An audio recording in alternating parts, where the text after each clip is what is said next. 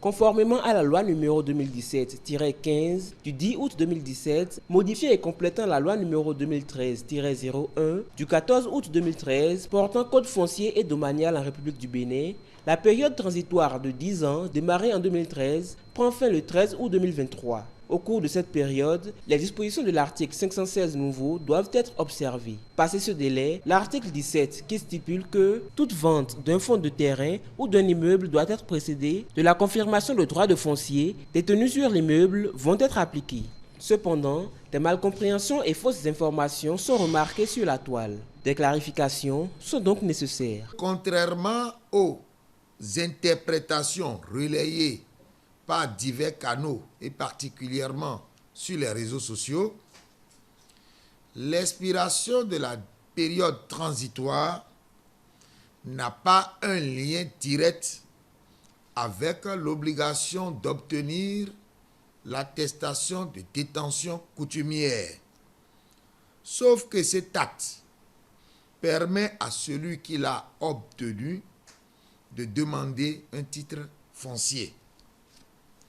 Il faut surtout rappeler qu'indépendamment de l'expiration de la période transitoire et conformément à l'article 507 du Code foncier et domanial, une convention de vente ne devrait être affirmée que lorsque le terrain est couvert au moins par une attestation de détention coutumière spécifiquement en milieu rural.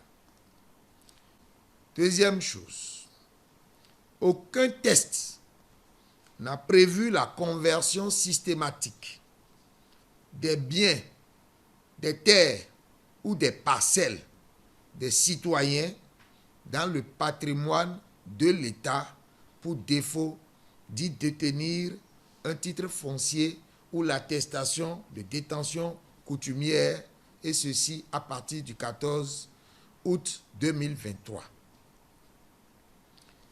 La psychose entraînée par ces interprétations erronées doit donc s'estomper.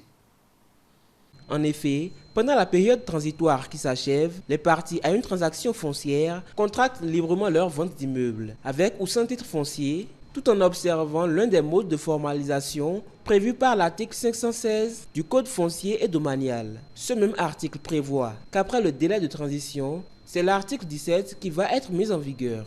Il faut donc retenir qu'à l'expiration de la période transitoire, toute personne qui prendra l'initiative de vendre une parcelle ou un bien bâti ou non, doit s'assurer que lui-même dispose d'un titre foncier.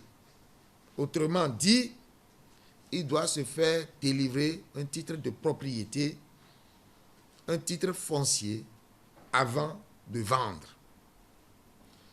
Comme la loi est conforme aux pratiques et doit réguler les pratiques, le législateur a prévu un assouplissement pour tenir compte des réalités qui sont les nôtres.